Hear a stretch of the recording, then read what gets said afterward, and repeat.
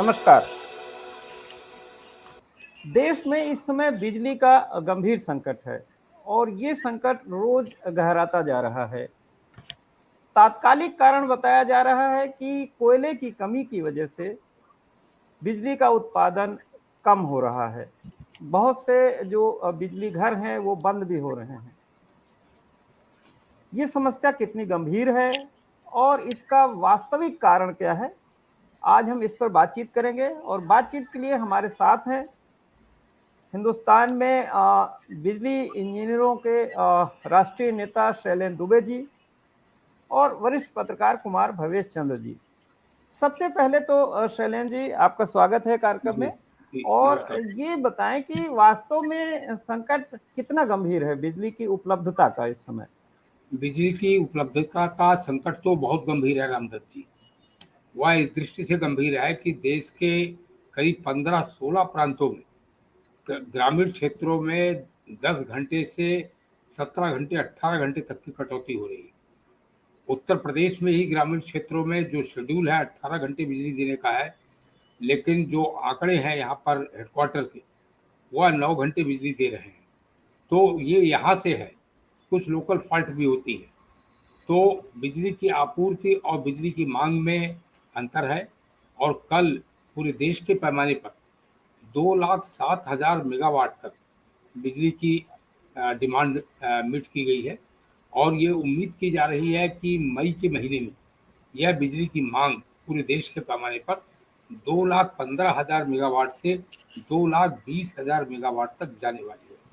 अब एक चीज़ मैं यहाँ स्पष्ट करना चाहता हूँ, क्योंकि लगातार ये मिनिस्ट्री ऑफ पावर की ओर से गवर्नमेंट ऑफ इंडिया और मिनिस्ट्री ऑफ कोल की ओर से यह लगातार दावे किए जा रहे हैं कि पिछले वर्ष की तुलना में बिजली की मांग बहुत ज़्यादा बढ़ गई है। तो इस बात को मैं स्पष्ट कर देना चाहता हूँ कि पिछले वर्ष यानी वर्ष 2021 और वर्ष 2020 के अप्रैल से तुलना करना बिल्कुल बेईमानी है, गलत है। 2020 के अप्रैल में टोटल लॉकडाउन था और 2021 के अप्रैल में भी लॉकडाउन जैसी परिस्थितियां थी और पैंडेमिक की दूसरी लहर में बड़ी संख्या में लोग मर रहे थे। तो कारोबार बंद थे, इंडस्ट्रीज बंद थी, कमर्शियल एक्टिविटीज लगभग ठप थी। तो बिजली की सबसे ज़्यादा ज़रूरत तो यहीं पर होती है। तो एक तो हर वर्ष बिजली की मांग बढ़ती है, दूसरी यह तुलना पिछले 2 वर्षों से करना यह उचित नहीं है। तो बिजली की मांग बढ़ी हुई है और इस कारण से भी बढ़ी हुई है क्योंकि अप्रैल के महीने में इतना टेम्परेचर कभी नहीं गया, इतनी गर्मी कभी नहीं पड़ी अप्रैल के महीने में। तो एसी हर जिसके पास एसी है वह एसी का इस्तेमाल कर रहा है, एसी को यूज़ कर रहा है। उत्तर प्रदेश में 23,000 मेगावाट बिजली की मांग अप्रैल के महीने में पहुंच गई है। अप्रैल के महीने में 23,000 मेगावाट मांग इसके पहले कभी नहीं पहुंची। तो बिजली की मांग बढ़ी हुई है और उस मांग को पूरा करने के लिए बिजली उत्पादन के लिए कोयले की कमी है। कोयले की कितनी कमी है? एक केंद्रीय विद्युत प्राधिकरण का एक टेक्निकल टर्म है। वह टर्म यह कहता है नॉर्मेटिव कोल स्टॉक, यानी एक मापदंड है कि इतना कोयला थर्मल पावर स्टेशन में होना चाहिए। तो जो थर्मल पावर स्टेशन कोयला खदान के मुहाने पर है, वहाँ मेरी गो राउंड सिस्टम है। ट्रेन में कोयला आता है और गोल गोल पटरियाँ बनी हुई हैं और जब उन पटरियों के ऊपर ट्रेन आ जाती है तो नीचे से डिब्बा खुल जाता है और अनलोडिंग में कोई दिक्कत नहीं होती, पूरा कोयला गिर जाता है। लेकिन ये वही संभव है जो कोयला खदान से सीधे ट्रेन आई, गोल गोल घूमी और उसने कोयला गिरा दिया। तो जो कोल फिटेड पर पावर प्लांट है वहाँ का नॉर्मेटिव स्टॉक होना चाहिए 17 दिन का, और जो कोल फिटेड से दूर है थर्मल पावर स्टेशन वहाँ का नॉर्मेटिव स्टॉक होना चाहिए 26 दिन का। यह केंद्रीय विद्युत प्राधिकरण का मापदंड है। यह संकट 6 महीने में दूसरी बार खड़ा हुआ है। सितंबर के अंत में और अक्टूबर के प्रारंभ में बहुत भीषण संकट था कोयले का इसी प्रकार से। तब यह तर्क दिया गया था कि बहुत ज़्यादा वर्षा हुई है सितंबर के एंड में, तो ठीक है, वर्षा का कुछ प्रभाव था, लेकिन भारत में जो कोल माइंस हैं वह ओपन कास्ट कोल माइन है। ओपन कास्ट का मतलब खुली हुई खदानें हैं, उनमें पानी इकट्ठा नहीं होता, वो जमीन के अंदर वाली 5% से ज़्यादा नहीं। तो ओपन कास्ट कोल माइन में पिछले साल गड़बड़ ये हुई थी कि मई के और जून के महीने में जब यह स्टॉक कोयले का कर लिया जाता है मानसून के लिए, मानसून में कोयले की दिक्कत होती है, कोयला गीला हो जाता है, उस नाते भी दिक्कत होती है। तो पिछले वर्ष अप्रैल, मई और जून के महीने में बहुत मौत हो रही थी पैंडेमिक की वजह से, तो उस समय निश्चित रूप से कार्य बाधित हुआ होगा। लेकिन अभी जो स्टॉक किया जा रहा था कोयले का, देखिए बिजली की डिमांड जाड़े में कम हो जाती है, जनवरी के मिडिल के बाद से कम होना शुरू हो जाती है, क्योंकि हीटर का लोड नहीं होता और सुहाना मौसम होना शुरू हो जाता है। तो अभी जो स्टॉक कर लेना चाहिए था मिडिल ऑफ जनवरी के 20 से और मार्च तक, फिर हम उसमें विफल रहे हैं। देश में 173 ताप बिजली घर, 173 ताप बिजली घरों में 155 ताप बिजली घर डोमेस्टिक कोयले से चलते हैं, इंडिजीनियस कोल से, और 18 ताप बिजली घर ऐसे हैं जो इम्पोर्टेड कोल से चलते हैं। उन 155 ताप बिजली घरों में जो सेंट्रल इलेक्ट्रिसिटी अथॉरिटी की रिपोर्ट है आज की, उसके हिसाब से 113 ताप बिजली घरों में जो कोल का नॉर्मेटिव स्टॉक है वह क्रिटिकल पोजीशन में पहुंच गया है। क्रिटिकल कहते हैं जब स्टॉक 25% के नीचे चला गया, तो 25% के नीचे स्टॉक चला गया। कई जगहों पर करीब 20 थर्मल पावर स्टेशन में 0 से 5% के बीच में स्टॉक है, और करीब 30 पावर स्टेशन में 6 से 10% के बीच में कोल स्टॉक है। तो ये अलार्मिंग पोजीशन है। आज तो ये अलार्मिंग पोजीशन है शैलेंद्र जी, आपने बताया। तो ये सबको पता है और स्टॉक कोई छिपा नहीं होता, सबको रोज का स्टॉक पता होता है। तो सवाल यह है कि ये स्थिति आने क्यों दी गई? इसकी जिम्मेदारी देखिए, अगर मैं अपने हिसाब से बताऊं तो इसकी जिम्मेदारी lack of coordination between the important की मिनिस्ट्रीज, पहली तो वह मैं कहूँगा जो है कौन कौन सी मिनिस्ट्री है, ministry of power, ministry of coal और मिनिस्ट्री ऑफ रेलवेज। अब दिलचस्प बात यह है रामदत्त जी कि पावर मिनिस्टर कह रहे हैं कि हमारे पास बिजली सरप्लस है, कोई लेने वाला नहीं। यह सत्य नहीं है। बिजली की कटौती हो रही है, भारी कटौती हो रही है। दूसरा, कोल मिनिस्टर कह रहे हैं कि पिछले वर्ष की तुलना में कोयले का उत्पादन बढ़ा है। मैं फिर कह रहा हूँ, पिछले वर्ष की तुलना में ना बिजली, पिछले वर्ष की तुलना में ना कोयला, हाँ, उसकी तुलना करना गलत है। गलत है। सामान्य परिस्थितियां नहीं थी पिछले 2 वर्षों में, इन महीनों में उद्योग धंधे सब बंद थे। और रेल मंत्री कह रहे हैं कि पिछले वर्ष की तुलना में 111 मिलियन टन ज्यादा कोयले का हमने ट्रांसपोर्टेशन किया है। लेकिन जो एंड रिजल्ट है वह यह है, मैंने आपको बता दिया कि 113 ताप बिजली घरों में क्रिटिकल पोजीशन हो गई है स्टॉक की। कई भवेश जी, आप बिजली सेक्टर को बहुत गहराई से मॉनिटर करते हैं, आप उसका अध्ययन करते रहते हैं, जानकार हैं आप उसके, सीनियर जर्नलिस्ट हैं। आपको क्या लगता है कि ये केवल लैक ऑफ कोऑर्डिनेशन की वजह से कोयले का संकट है या कोई और वजह? कोऑर्डिनेशन के लिए ही तो भाई पीएमओ होता है, कोऑर्डिनेशन के लिए कैबिनेट सेक्रेटेरिएट होता है। अगर मिनिस्ट्रीज आपस में कोऑर्डिनेशन नहीं है तो इसीलिए कैबिनेट सेक्रेटेरिएट और पीएमओ है, और किसी को चिंता ही नहीं है कि मतलब ये अलार्मिंग सिचुएशन आ गई है। तो ये आपको क्या लगता है भवेश जी?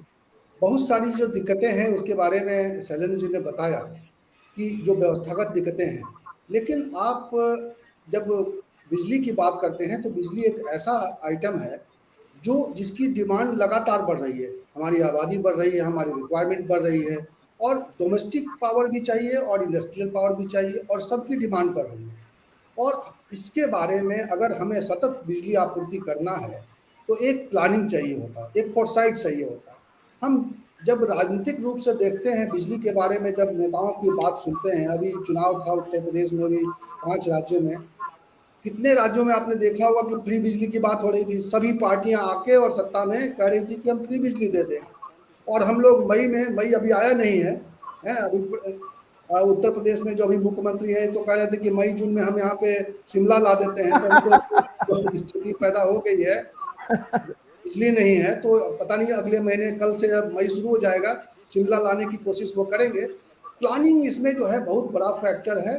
और जो आखिरी बात उन्होंने दुबे जी ने कही कि कोल का क्राइसिस है, ये कोई नया नहीं है। कोल के बारे में है कि हमें धीरे-धीरे कोल आधारित बिजली व्यवस्था से निकल के किसी और अल्टरनेट बिजली व्यवस्था की ओर बढ़ना है।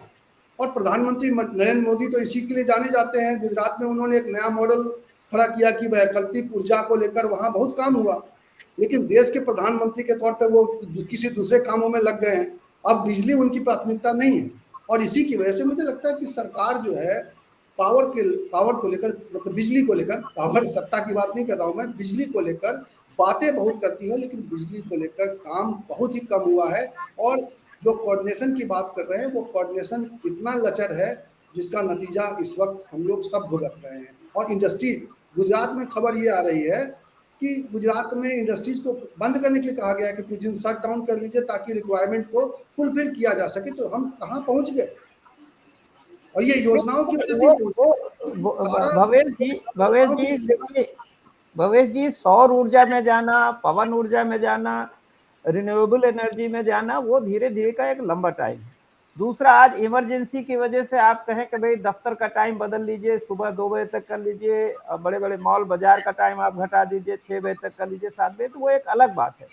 मेरा सिंपल सवाल है शैलेंद्र जी आपसे फिर से कि कोयला चाहिए, ये सबको पता है, और कोयला अगर स्टॉक कम होता जा रहा है तो ये भी सबको पता है। तो कहीं ऐसा तो नहीं है कि जानबूझ के सिचुएशन क्रिएट की जा रही है कि साहब कोयला का इतना बड़ा संकट, कोयला की कमी है, ताकि विदेशी कोयला जो आयात करने वाली कुछ मोनोपोली कंपनियां हैं उनको मौका मिले और विदेशी कोयला इस बहाने लाया जाए? देखिए, इसमें यह पक्ष भी है, मैं सीधे सीधे इसको किसी को आरोपित नहीं कर रहा हूँ, लेकिन जो हमारे कैपेसिटी है, अभी इसको भी मैं क्लियर कर दूँ, 3,99,000 मेगावाट की उत्पादन क्षमता है देश में, इसमें बिजली की, और बिजली की अधिकतम मांग कल गई है 2,07,000 मेगावाट। यानी जो उत्पादन क्षमता है उसकी आधी भी मांग नहीं है, यह लगभग आधी मांग है, लगभग आधी मांग है। लेकिन इस 3,99,000 मेगावाट की उत्पादन क्षमता में 1,10,000 मेगावाट की उत्पादन क्षमता रिन्यूएबल एनर्जी की है। रिन्यूएबल एनर्जी कौन सी है? सोलर एनर्जी है, विंड एनर्जी है, बायोगैस की एनर्जी है। इसमें सोलर एनर्जी से तभी बिजली हम ले सकते हैं जब सूरज निकला हो। विंड एनर्जी तभी हमें मिलती है जब कोस्टल एरिया में तेज हवाएं चल रही हैं। और स्टोरेज का सिस्टम इतना महंगा है कि अभी उसमें पूरी दुनिया में रिसर्च चल रही है, वो अभी वायबल मीडिया नहीं। तो 2,89,000 मेगावाट की कैपेसिटी ऐसी है जो थर्मल की है, हाइडल की है या न्यूक्लियर की है। कितना दुर्भाग्य है जब आज इतनी क्राइसिस है, 1/4 मेगावाट क्षमता की इकाइयां देश में बंद हैं। 72,000 मेगावाट क्षमता के बिजली घर बंद पड़े हैं देश के अंदर। इसमें 20,000 मेगावाट क्षमता के ऐसे बिजली घर हैं जो गैस के बिजली घर बनाए थे, गैस से जहाँ बिजली पैदा होती, गैस की उपलब्धता नहीं है, वह बिजली घर ठप है। लेकिन उससे भी ज़्यादा दुर्भाग्य की बात यह है कि 18,000 मेगावाट क्षमता के ताप बिजली घर ऐसे हैं जो इम्पोर्टेड कोल पर डिज़ाइन किए गए थे। यह ज़्यादातर कोस्टल एरिया में, जैसे मुंद्रा एक जगह है गुजरात में, इस 18,000 मेगावाट में से लगभग 40% उत्पादन, 8,000 मेगावाट का उत्पादन अकेले एक जगह होता है, मुंद्रा में, कच्छ में है मुंद्रा, वहाँ 4,000 ये अडानी या टाटा के जो पावर हाउस है, आज जब बिजली की क्राइसिस है और इम्पोर्टेड कोल पे ही वो बने थे उसके लिए, और वहाँ समुद्र के करीब है, तो वो क्यों नहीं चलाए जा रहे? सरकार क्यों नहीं दबाव डालती की? मैं आ रहा हूँ, मेरी बात 1 मिनट सुन लीजिए। 4,000 मेगावाट का मुंद्रा में टाटा का बिजली घर है और 4,000 मेगावाट का अदानी का बिजली घर है, और इससे 5 प्रांतों को बिजली का पावर परचेज एग्रीमेंट है। महाराष्ट्र है, गुजरात है, और 3 प्रांत उत्तरी भारत के हैं, हरियाणा है, पंजाब है और राजस्थान है। तो इन्होंने भी अपने बिजली घरों को, चूंकि यूक्रेन के और रसिया के युद्ध की वजह से इम्पोर्टेड कोल की कीमतें $200 प्रति टन से ऊपर निकल गई हैं, तो इन्होंने भी बंद कर दिया और ब्लैकमेल कर रहे हैं, कह रहे हैं पोस्ट बिडिंग आप जो फ्यूल की कीमत बढ़ गई है उसका को पास ओवर करेंगे आपके ऊपर, आप ज़्यादा कीमत दीजिए तो हम बिजली घर चलाएंगे। एक नियम है, मैं समझाने के लिए दर्शकों को बता दूं, नियम यह है कि किसी भी कारण से अगर जनरेटर अपना बिजली घर नहीं चलाता है तब भी बिजली वितरण कंपनी को उसको भुगतान करना पड़ता है। 2 एलिमेंट होते हैं बिजली की, एक फिक्स चार्ज होता है, एक वेरिएबल चार्ज होता है। जी तो उनका कोई नुकसान नहीं है, वह प्लांट अपना बंद किए बैठे हैं और बिना 1 यूनिट बिजली लिए वितरण कंपनियां उनको भुगतान कर रही हैं। हरियाणा में झगड़ा हो रहा है, हरियाणा में बीजेपी की गवर्नमेंट है, हरियाणा में विपक्ष की गवर्नमेंट नहीं है। और हरियाणा को बिजली देने से 25 साल का एग्रीमेंट था कि 3 रुपये 28 पैसे में बिजली देंगे। अदानी ने बिजली देने से मना कर दिया। मैंने अभी परसों उस पर केंद्रीय विद्युत मंत्री को पत्र लिखा है कि केंद्रीय विद्युत मंत्री को हस्तक्षेप करना चाहिए। यह तो ब्लैकमेलिंग हो रही है क्राइसिस के दौरान। तो 20,000 मेगावाट के बिजली घर बंद है, गैस नहीं है। 18,000 मेगावाट के बिजली घर बंद है, ब्लैकमेल कर रहे हैं लोगों को जो है। करीब 10,000 मेगावाट के बिजली घर मेंटेनेंस की वजह से बंद है, बाकी कोयले की वजह से बंद है। नहीं तो भवेश जी, मेरा एक इसमें ये सवाल है कि ये जो जानबूझ के बंद कर रखा है अडानी ने और टाटा ने या बिजली घरों के इन लोगों ने, ताकि ब्लैकमेल करें और दाम बढ़वाएं, तो क्या सरकार को इन बिजली घरों का नेशनलाइजेशन करके और टेक ओवर नहीं कर लेना चाहिए और उनको अपनी कंपनियों से चलवाएं? अगर ये इतनी देखिए, क्राइसिस है देश में तो क्यों नहीं करना चाहिए? देखिए पावर परचेज एग्रीमेंट में ये भी एक होता है कि राज्यों का जो बिल है वो टाइम पे जमा होना चाहिए, लेकिन अब देखिए कि डिस्कॉम का जो नहीं बकाया है। नहीं चला नहीं रहे ना। मैं अभी सवाल ठीक ये है। है कि बिजली का जानबूझ के नहीं मैं चला रहे हैं, तो मैं क्या एक इनका एक टेक ओवर नहीं करना चाहिए? नहीं, रामदत्त जी केवल 1 मिनट के लिए मैं हस्तक्षेप कर रहा हूँ। नेशनल इमरजेंसी है जी। केवल केवल 1 मिनट लूंगा, ज्यादा टाइम नहीं लूंगा। केंद्रीय विद्युत मंत्री ने यह कल बयान दिया है और केंद्रीय विद्युत मंत्री कह रहे हैं क्राइसिस पेमेंट की है, क्राइसिस किसी चीज की नहीं है। मैं इससे टोटली डिसएग्री करता हूँ। बस 1 मिनट के लिए मेरी बात सुन लीजिए। जी वह कह रहे हैं कि 1,23,000 करोड़ रुपए विद्युत वितरण कंपनियों को उनको जनरेटर्स को देना है, जिनसे बिजली खरीदती है विद्युत वितरण कंपनियां। तो 1,23,000 करोड़ रुपए का भुगतान बिजली वितरण कंपनियों को जनरेटर्स को देना है। उन्होंने उनका पेमेंट नहीं किया है। बिजली जो जनरेशन कंपनियां हैं उनको कोल इंडिया को पैसा देना है, उन्होंने उनका पेमेंट नहीं किया है। मैं केवल एक उत्तर प्रदेश का आंकड़ा आपको बता दूं। उत्तर प्रदेश की विद्युत वितरण कंपनियों को 11,825 करोड़ रुपए जो बिजली खरीदते हैं बाहर से जनरेटर से, उनका भुगतान करना है। ये बकाया है जी 11,825 करोड़ रुपए। दूसरी ओर जो गवर्नमेंट की सब्सिडी है वह 20,940 करोड़ रुपए की बकाया है, जो गवर्नमेंट ने वितरण कंपनियों को नहीं दिया। तीसरा तो फैक्ट ये भावेश है तीसरा भावेश जी, फैक्ट ये है नहीं, रामदत्त जी एक और सुन लीजिए। ठीक जो है, सही गवर्नमेंट डिपार्टमेंट बिजली जलाते हैं, सरकारी विभाग, उनका जी बकाया है 10,347 करोड़ का। यही तस्वीर पूरे देश की है। यानी विद्युत वितरण कंपनियों को सरकार से लेना है 32,000 करोड़ रुपए और जनरेशन कंपनियों को देना है 12,000 करोड़ रुपए। तो ये तस्वीर तो सारे देश की है। एक लाख भवेश जी, तेईस हजार करोड़ रुपए। तो ये मेस जो है ये भी लैक ऑफ कोऑर्डिनेशन है और ये मेस भी गवर्नमेंट का क्रिएट किया हुआ है। भवेश जी, ये तो टोटल गवर्नेंस का इशू है ना फिर तो। बिल्कुल, बिल्कुल। देखिए, ये ट्रांसपेरेंसी नहीं है ना कि आप जब कंज्यूमर हैं, आप देखिए हमारा अगर 1 महीना हम बिजली का बिल जमा नहीं करते हैं तो हमें मालूम है कि इतने तारीख को काटने आएंगे बिजली वाले।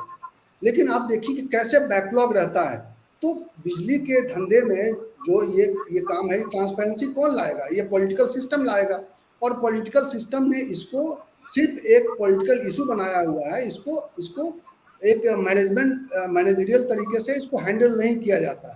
जो एक होता है कि सिस्टम होता है, अगर सिस्टम को आप सुचारू रूप से चलाना चाहते हैं तो सारी चीज़ें अपने पॉइंट पे होनी चाहिए। जैसे बिजली पैदा करना है, बिजली को यूज़र तक पहुंचाना है, तो जिसका जो लग रहा है उसको टाइम टू टाइम मिलता रहे। ये सिस्टम पेमेंट का भी है। लेकिन ये कोऑर्डिनेशन का जो इशू कह रहे हैं कि दुबे जी, वो कोऑर्डिनेशन बड़ा इशू है भाई। आप उसको क्यों नहीं, आप इसको मॉनिटर कर रहे हैं और मॉनिटर करने वाले लोग क्यों नहीं इसके लिए दोषी हैं?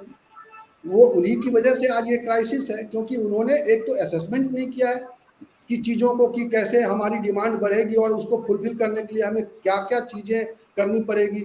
हमें अभी अभी बात हो रही है कि भाई पब्लिक ट्रांसपोर्ट को बंद करके और रैक से कोयला ढोया जाए।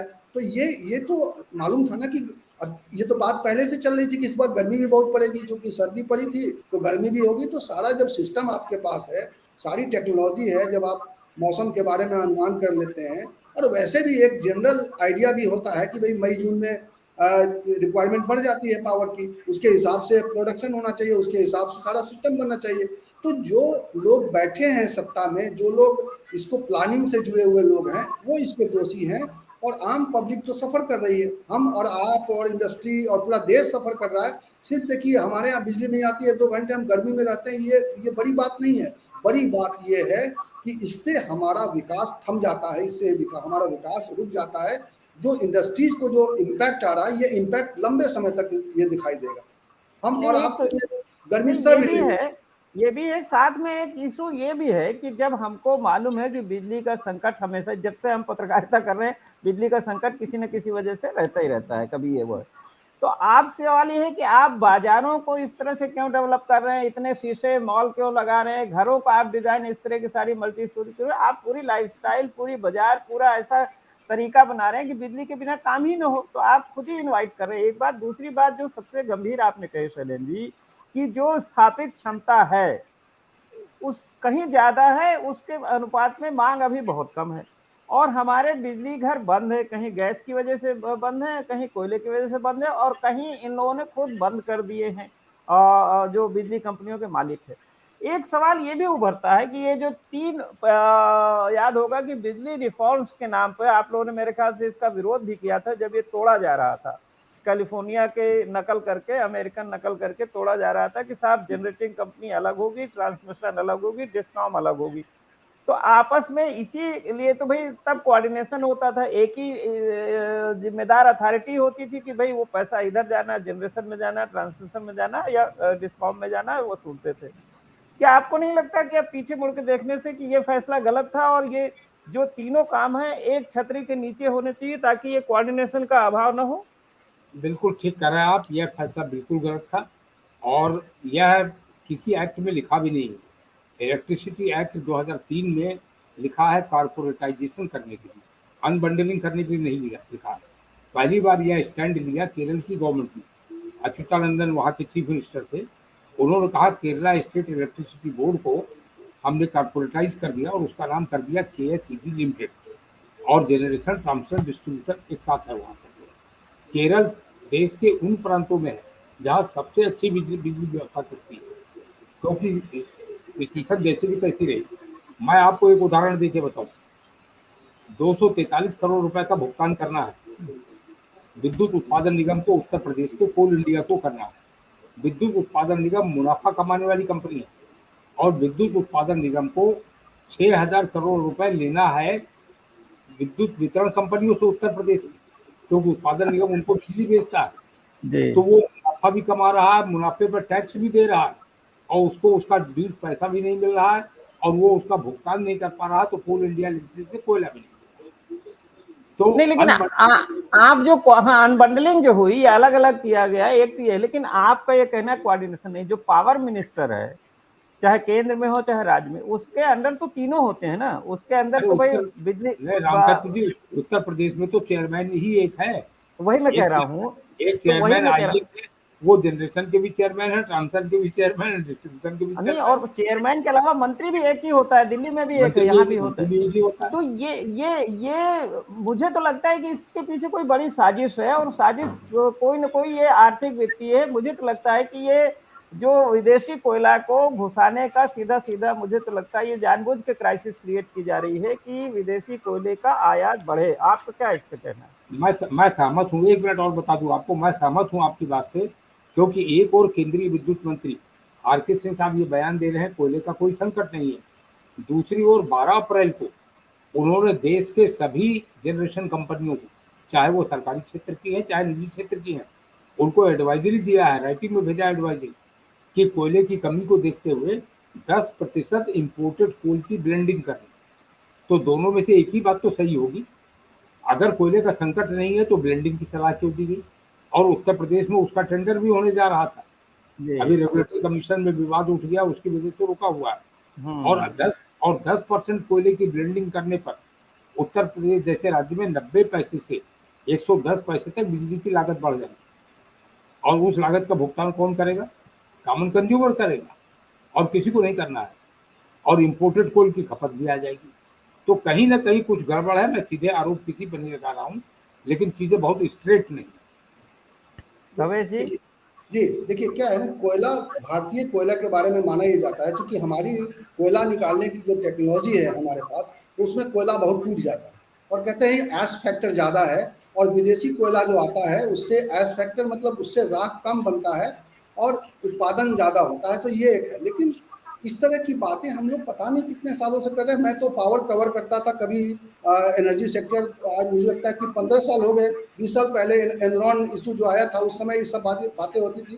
तो भारत में भी कोयला निकालने की विधि को भी इम्प्रूव किया जा सकता था ताकि कम टूटे, कम हो, तो ये सारी चीज़ें इम्प्रूव की जा सकती थी। मैं घूम फिर के वही बात कहूँगा कि जो जो ये इन चीज़ों को मैनेज करने वाले लोग हैं, यानी कि पॉलिटिकल सिस्टम, इसको बहुत ही लापरवाही से ले रहे हैं। और इसीलिए उसके बाद का जो सिस्टम है, मतलब ऑफिसर्स की बात करें हम, सेकेंड लेयर जो है, जो ऑफिसर्स हैं, वहाँ पे करप्शन बहुत ज़बरदस्त है। आप देखिए उत्तर प्रदेश में क्या हालत रही है कि बिजली विभाग इतना फलदायी विभाग है कि वहाँ इतना ज़्यादा पैसे कमाए जा सकते हैं कि रिटायरमेंट के बाद जेल में भी रहा जा सकता है। रह रहे हैं ना, लंबे समय तक जेल में थे। तो ये चूंकि पूरा सिस्टम करप्ट हो चुका है और पब्लिक को सर्विस करने का कहीं कोई सेंस नहीं है, इसीलिए ये दिक्कत है। आप देखिए क्या ये पानी, बिजली, सड़क, ये सरकार की प्राथमिकता में होना चाहिए, लेकिन हम क्या देख रहे हैं कि धीरे धीरे आपको पावर चाहिए तो आपको अधिक पैसा देना पड़ेगा, आपको पानी चाहिए तो आपको अधिक पैसे खर्च करने पड़ेंगे, आपको अच्छी सड़क पर चलना है तो आपको अलग पैसे देने पड़ेंगे।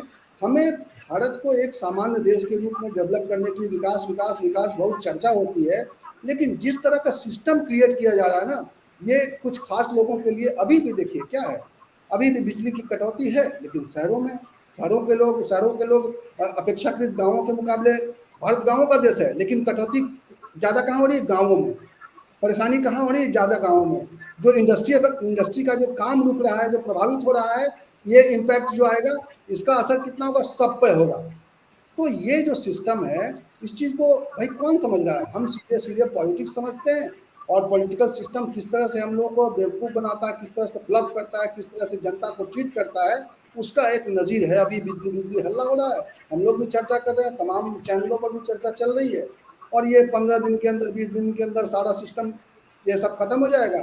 उसके बाद वही करप्शन, वही सारी चीज़ें, कोई अपग्रेडेशन नहीं होगा बिजली निकालने की तरीके में, ना पावर के जो सिस्टम में कोई इवॉल्व किया जाएगा नई चीज़ें कि हमने ये समस्या से ये सबक लिया है और अब ये सिस्टम हम एक नया डेवलप करने जा रहे हैं। तो चूंकि शैलेंद्र जी, आपकी तो बड़ी प्रतिष्ठा है इस सेक्टर में, आप इतने जानकार हैं, आपका मान सम्मान है। क्या सरकार ने आपसे कोई परामर्श किया कि भाई इसको कैसे संकट को आगे हल किया जाए? देखिए, जो विद्युत मंत्री है उत्तर प्रदेश के, उनको अभी 1 महीना भी नहीं हुआ है कार्यभार ग्रहण कीजिए, तो अभी परीक्षा के दौरे पर भी हैं, तो उनसे तो ज़्यादा बातचीत नहीं हो पाई है। लेकिन जो प्रबंधन है यहाँ का, जो कर्मचारी संगठन बताते हैं, जो इंजीनियर बताते हैं, बहुत ही एरोगेंसी है। वो किसी से बात नहीं करते, ना वो किसी को विश्वास में लेके चलते हैं। बाकी किसी पर मैं टिप्पणी नहीं कर रहा हूँ, किस तरीके से चल रहा है। आज के समाचार पत्रों में आपने देखा होगा, एक यहाँ पर चेयरमैन थे संजय अग्रवाल, सीबीआई की जांच में ये कह दिया गया कि उनके सिग्नेचर जाली थे। अगर उनके सिग्नेचर जाली थे, मैं विषयांतर नहीं कर रहा हूँ, उनके सिग्नेचर जाली थे, तो उसके बाद वो 2 महीने तक चेयरमैन रहे, 740 करोड़ रुपए का भुगतान उनके सिग्नेचर पे हुआ।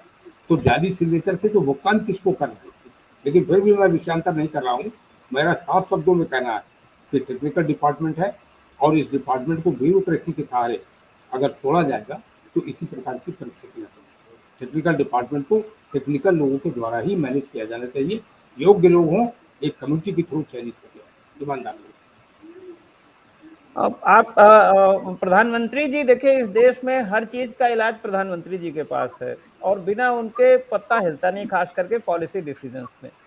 तो आप प्रधानमंत्री जी से कुछ कहना चाहेंगे, क्योंकि ये नेशनल क्राइसिस है, केवल यूपी की क्राइसिस नहीं है। इस समय तो देखिए, इस समय तो एक तात्कालिक सलूशन की बात है।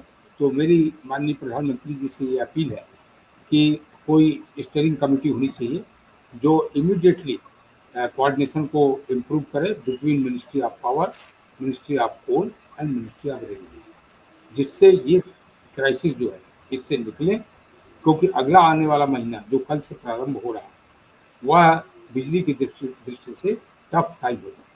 क्योंकि जो अनुमान है वो अनुमान है कि 2,15,000 से 2,20,000 मेगावाट तक बिजली की मांग जाएगी। और मानसून हर बार लेट आता है, तो मानसून लेट आएगा, इसलिए टफ टाइम है। तो इसलिए इमीडिएट मेजर तो यही है कि प्रधानमंत्री को सीधे हस्तक्षेप करना चाहिए और बयानबाजी के बजाय कि मिनिस्टर ऑफ पावर को बयान दे, मिनिस्टर ऑफ सब लोग ये बयान दे रहे हैं कि सबको सरप्लस है। तो सरप्लस है तो जिसको मिलना चाहिए वहाँ तक पहुँचे ना, आम आदमी को तो बिजली चाहिए। तो यही अपील है मेरी कि माननीय प्रधानमंत्री जी सीधे हस्तक्षेप करें, तो निश्चित रूप से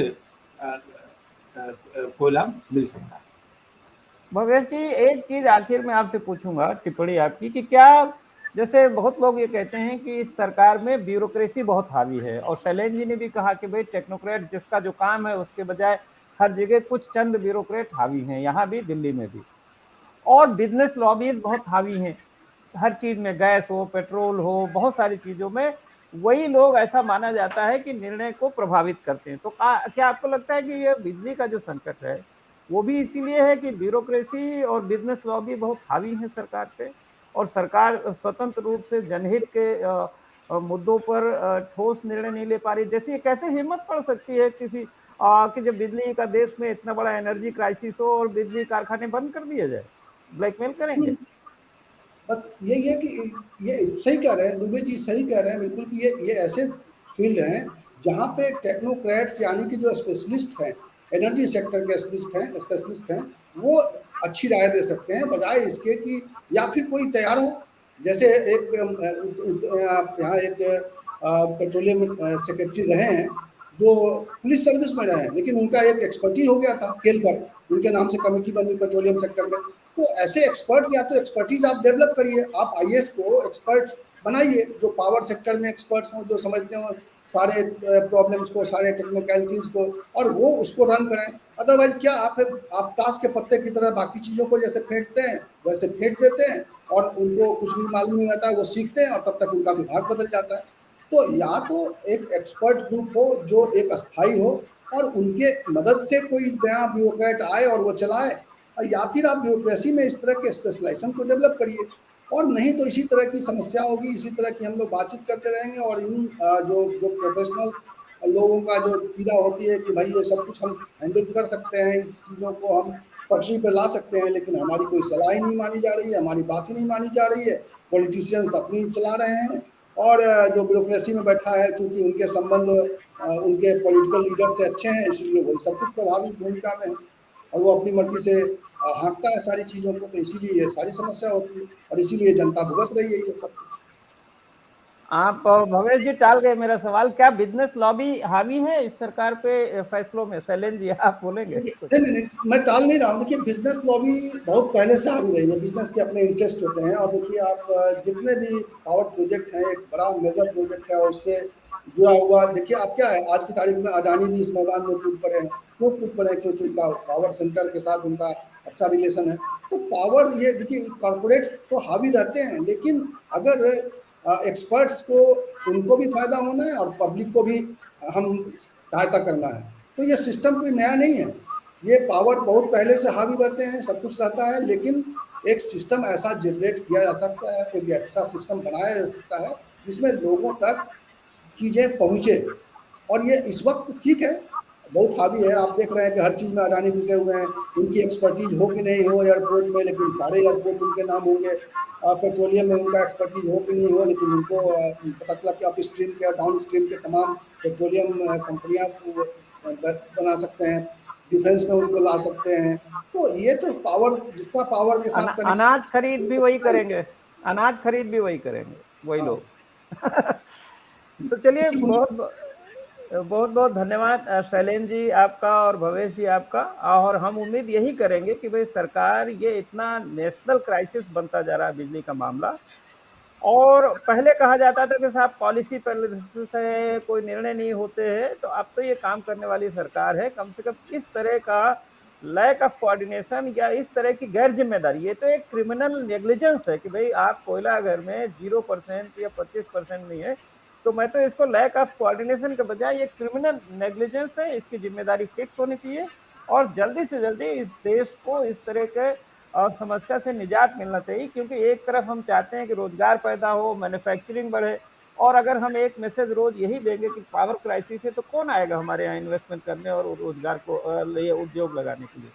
तो बहुत बहुत धन्यवाद। हम उम्मीद करते हैं कि सरकार इस पे तुरंत निर्णय करेगी, और चाहे वो ब्यूरोक्रेसी की लॉबी हो, चाहे बिजनेस लॉबी हो, ब्लैकमेलिंग किसी को अलाउ नहीं की जाएगी, या गैर जिम्मेदारी किसी की सही नहीं जाएगी। बहुत बहुत धन्यवाद आपका शैलेंद्र जी और भवेश जी, नमस्कार। नमस्कार।